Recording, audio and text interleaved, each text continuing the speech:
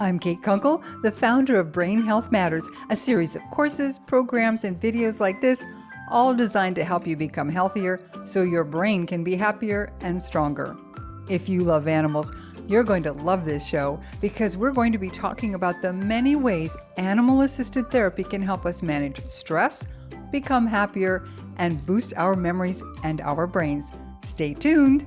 Brain Health Matters is brought to you by Don't Let the Memories Fade. Learn many enjoyable ways to enhance body, mind, and spirit with simple lifestyle changes that will help you improve your memory and your mind. You can create a healthier, more vibrant future with Don't Let the Memories Fade.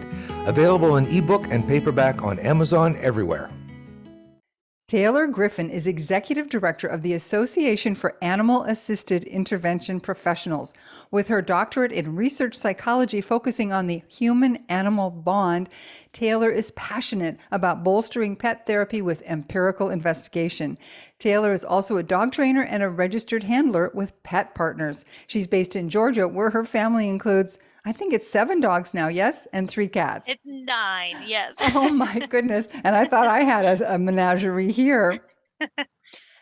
Taylor, welcome. I'm so excited to have you here on the show. This is something I've been hoping to talk about for months, and I'm so glad you are able to take the time to chat with us. Yeah, thanks for having me. Yeah, so tell us a little bit about how you got involved in this. What on earth inspired you to work with animals as therapy? Yeah, so similar to a lot of people in this field, I kind of had to make it up as I went along. Growing up, I loved animals. I was always the kind bringing home random strays to my parents and begging to keep them. But I also knew that I was not cut out for the veterinary field because I often say I'd be crying all day and taking home even more animals than I have now. So, and I really love humans as well and have seen just throughout my life how pets and animals can make us better people. So I just knew I wanted to work somewhere at that intersection, but didn't know where. I started out in school in my undergrad studying animal behavior and psychology, and became a dog trainer early in my career. Then went on to become a mental health counselor and brought animals into my practice. But from there, I just realized that even with my kind of expertise in both the human and animal world, it was hard to know how to bring animals into practice in a professional way and in a way that protected their welfare. So went on and wanted to just do all I could to make it a clearer path for those both clients and professionals who want to benefit from the human animal bond. Well, we're very grateful for you because I believe this is an area that is essential.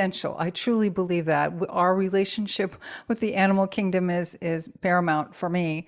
So now you have co-written a white paper about the effects of animal-related engagement. What does that exactly mean, animal-related engagement? Yeah, so it is a term that we actually coined right at the start of COVID. And so we saw something very interesting happen. In one of my roles, I also work as national director of AAI, or Animal Assisted Interventions Advancement at Pet Partners. And so we have thousands of volunteer therapy animal teams all over the world. And these people would visit in places like hospitals and schools and senior living homes. And when COVID hit, it was really, really hard on them because they could not visit in the places that they had traditionally been. They had these really meaningful relationships, long-term relationships with some people, and they had to stop. So, using their brilliance and their big, compassionate hearts, they found new ways to interact. They started doing virtual visits. They started sending arts and crafts activities based on their animals or letters from their animals. And I think, we have to say, we're shocked to see how impactful it still was. So, we did a deep dive into the literature to find out that it's actually something that started to be studied.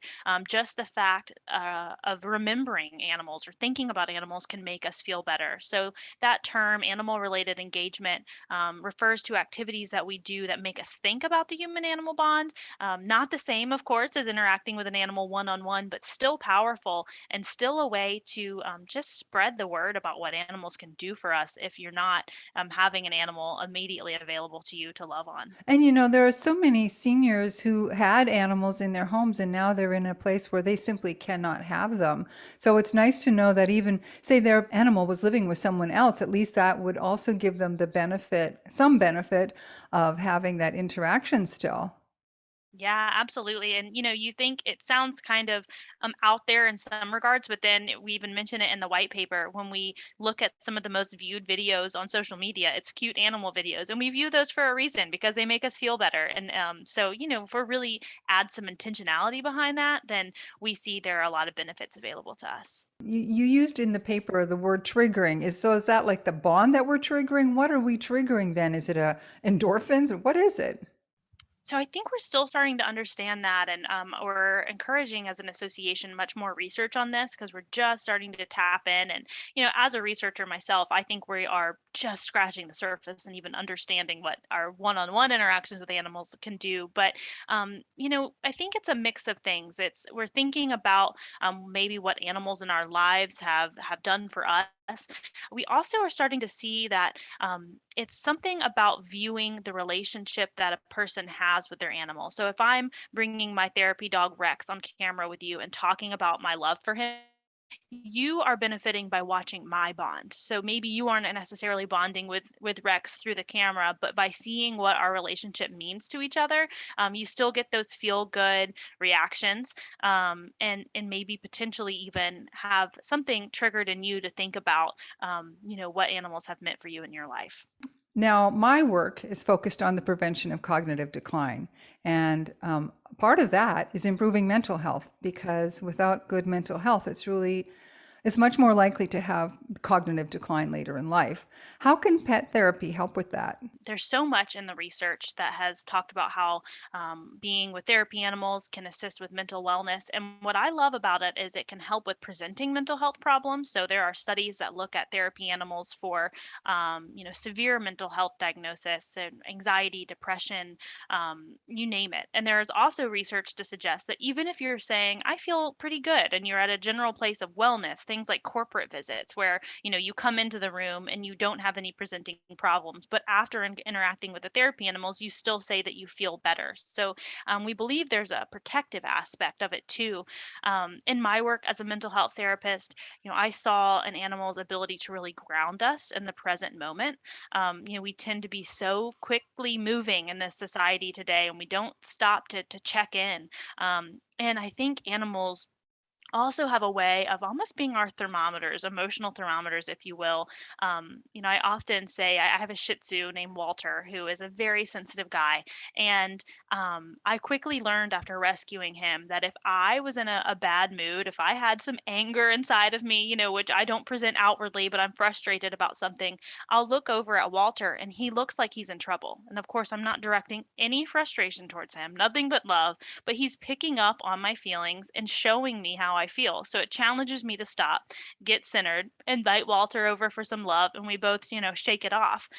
So if we can start to tap into what our animals are picking up on in terms of our mental wellness, then we can just be much more in tune to taking care of ourselves and preventing, the issues as they fester, if you Yeah, will. they can spiral completely out of control. Somebody dumped a bunch of kittens off on our property a few weeks ago. And I have to say, Taylor, that they have changed my life. I mean, I've always had Yeah. cats and dogs, always, mostly Hmm. cats. But these four little kittens, watching their antics, because I've never had a bunch of them young like that before, Yeah. but they have redirected my energy because Yeah. I have to admit I'm a bit of a workaholic. I've got a mission and I'm determined to accomplish that mission. But with these little guys, they have forced me because they need the attention and the Hmm. care. They have forced me to chill. Like I have Yeah. seen such a difference in and I know my heart rate is much lower when I'm playing with Yeah. them. they invite you to play as well, which as adults we really have lost sight of that, and I think that's a kind of new thing if we look at how we've evolved over time. I don't know why we're so adverse to play, or we think we're playing when we're doing things like being on social media, and that's not always the same case, for what it does for us. But I love to watch, like grown people go out and play fetch with an animal, or if it's a cat, playing with a cat toy, and how we kind of change when we do that, and it's a safe place for playing as an adult too, which is really impactful. Oh, that was the other thing I was going to ask you about because yeah, you're right. People seem to feel like, oh, I'm not allowed to play. We talk about this Hmm. inner child stuff, but we don't allow the inner child to come out very much. So, Right. yeah. So stress reduction is I mean, stress is a huge problem in society generally, and it always has been, but in the last 2 years, holy macaroni, we have a Yeah. lot more stress. So now are you able to bring these animals in live again, or what's the scoop? Yes, we are starting to be able to do more of that, which is really exciting. It did, and in most places, kind of stopped for a while as we were all figuring out what was going on. But at Pet Partners, where our therapy animals are registered, we've always worked with a team of veterinarian and infection, disease prevention, and zoonosis consideration. So we have had really, really high, rigorous standards in place for years about how we safely go into facilities, knowing even before the flu existed and we had to be mindful of that. So, fortunately, best practices that are emerging related to COVID specifically already align with what we were doing 10 years ago. And as the medical facilities and care facilities start to realize that, we're able to go back in and be cautious. And it's just being more well received than ever before. People are so hungry for that connection, both our handlers and the people who we're visiting with, and our animals. We joke a lot about how our animals had a really hard time over the last 2 years because they're used to going out and engaging a lot. So it's starting to pick up, and it's I think it's we're going to see kind of an avalanche here, of requests coming in now that we realize it's safe. We'll probably not even be able to keep up with the demand if we're honest. Right. So this is going to help alleviate a lot of these mental health issues because I'm frankly, Taylor, worried about people's mental health. Even though many places are open and things are, getting a little bit back to normal, there's a lot of mental health leftover issues. And I'm hoping that your animals can help. So, what else does in person animal therapy? We've got stress reduction, we have interaction. For somebody who's already suffering cognitive decline, what can Mhm. these animals do for us? Yes. So again, it's a kind of you hear me say it all the time when we're talking about this work is that we're starting to understand, and we have so much more research to do. But we see a very interesting thing happen with cognitive decline, with memory issues when we have animals around. We see more social interaction and more engagement, and less frustration when animals are around. But anecdotally, I have to say, I've been in a place with my therapy dog Ivy. She's a 20-pound, very silly, flirty miniature poodle. And we used to visit in a senior living facility with a special memory impairment section. And she would go with me every week, and there was a person there who could only remember her family members when Ivy was present. There's been another situation where a resident who played piano would not have believed that she could play piano, and then when Ivy came, she would get behind it and start playing. So, as a researcher, I can't even imagine what's happening there, the complex things that's being triggered. I think part of it, sometimes we'll see people talk about their childhood pets when they see Ivy, and it brings them back to a place where they can recall some memories. I think part of it is just the relaxed state that people get in. The pets, as we used to call it, like social lubricants, and in some ways that kind of break down our barrier. So we have some research that just talks about the surface level variables, but we also have tons of experiences as an association that talk about things far more complex than we can even describe. So, if we wanted to help someone who is starting down that path, because it doesn't happen all at once, I think of my own mom. She it started with little hints where she forgot to turn the stove off and then things Yes. like that. And it just Hmm. got progressively worse.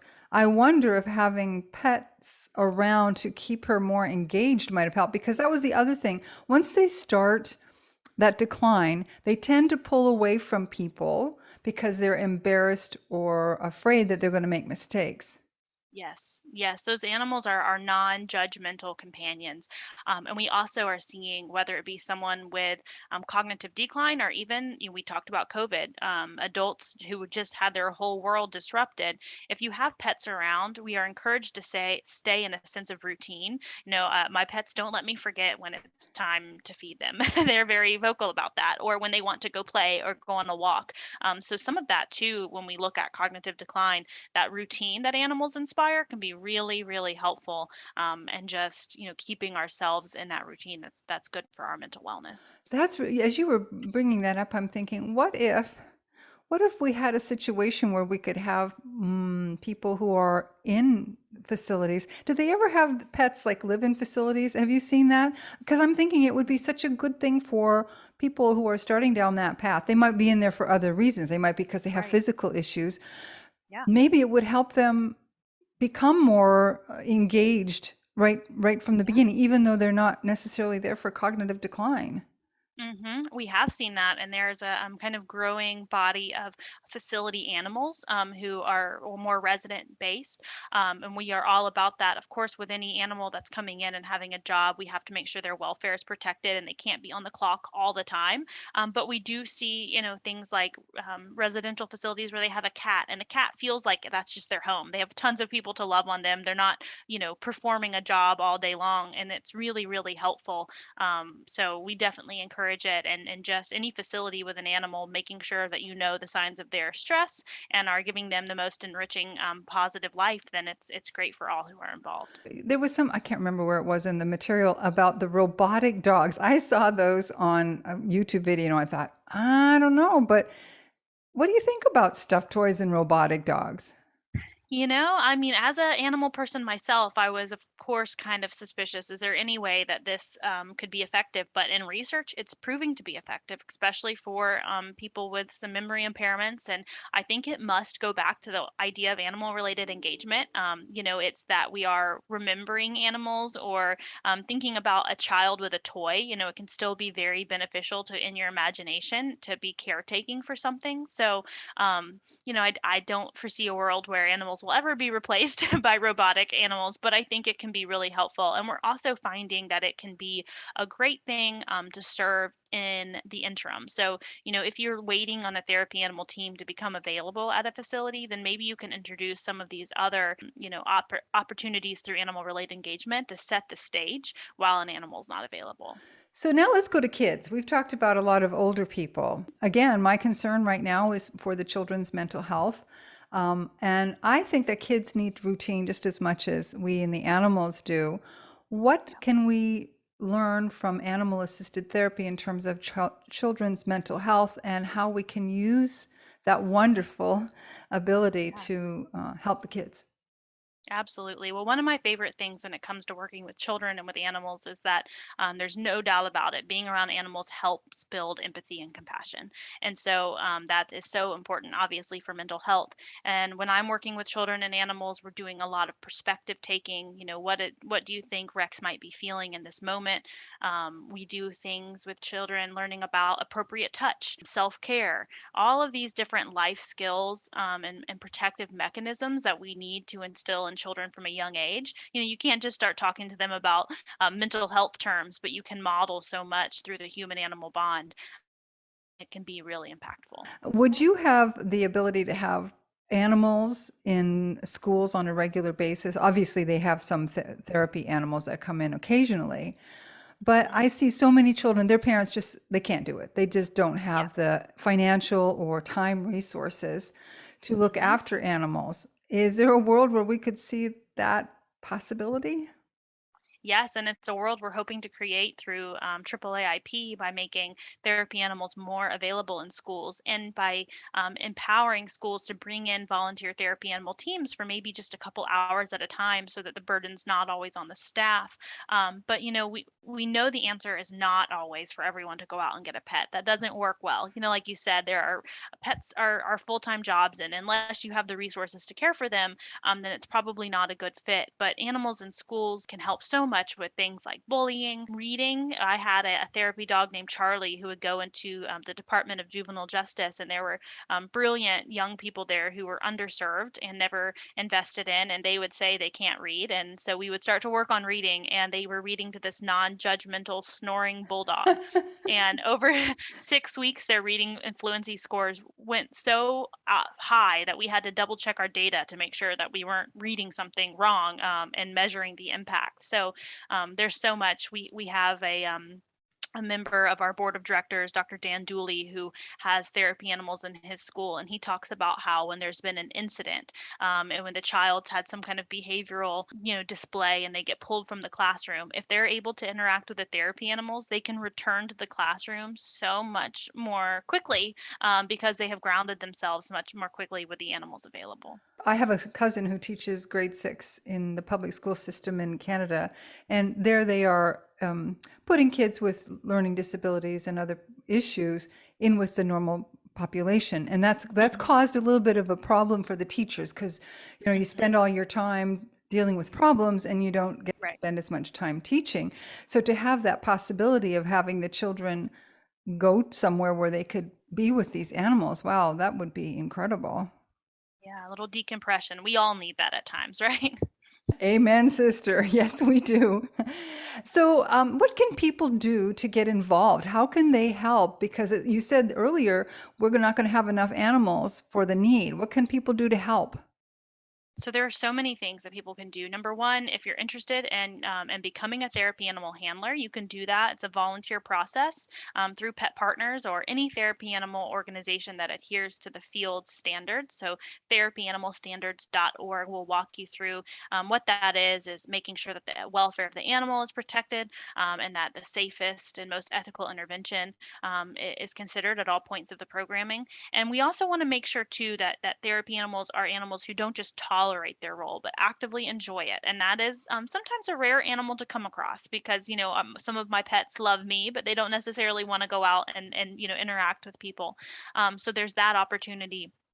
You can become a therapy animal team. If you're a professional in so many different fields, education, mental health, OT, nurses, dentists, lawyers, we're seeing all different kinds of professionals start to bring therapy animals into their practice. And that can be your animal or partnering with a volunteer team. And you can join AAAIP and we can help walk you through that process. And even if you don't have an animal and you might not be able to do therapy animal interventions yourself, there's a call for advocacy. At Pet Partners, we have a whole program of advocates. And if there's ever an human animal interaction issue in your area, we have eyes out for it and we let you know. We give you model language to talk to people who are in control and empower to help empower the human animal bond. Things like allowing for animals in domestic violence shelters and anywhere else where the issues of pet ownership come up, we help empower you to be an advocate for that. When you said about the therapy animals in your own practice, I have to tell a fun little story. I used to have a cat named Curtis. Curtis was a rescue. He was found in Las Vegas with 200 other cats in a garage in cages. They were all in cages. Many of them had died. Poor little Curtis. He had a lot of issues at first. But when I brought him to Canada and I started teaching harp, I would have him, he was in the house, of course. I would take my students up to the studio, and it was without fail. The students who were struggling or who were particularly nervous, Curtis would come upstairs and plop his body at their feet at the harp.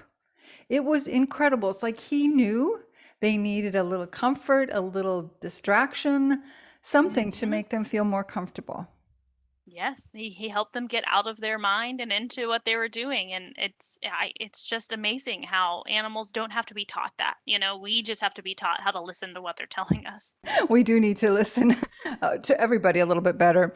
Taylor, this has been marvelous. Thank you so much for your time, for your information. I'm going to put all of the links that you just mentioned in the show notes so people can get involved. Thanks again, Taylor. Yes, thank you. Thank you so much for joining us for this episode of Brain Health Matters. Be sure to subscribe with your favorite podcast service so that you can get all the latest episodes when they're released.